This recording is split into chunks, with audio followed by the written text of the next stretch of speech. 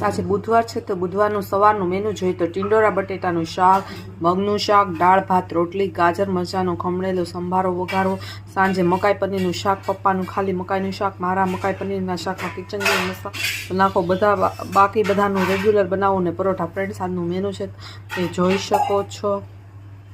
આજે નાસ્તામાં પાપડી છે, શ્રી લક્ષ્મી ફરસાણ માર્ટની બહુ જ સરસ મજાની પાપડી આવે છે. ત્યારબાદ આ ગળા શક્કરપારા છે, તમે જોઈ શકો છો.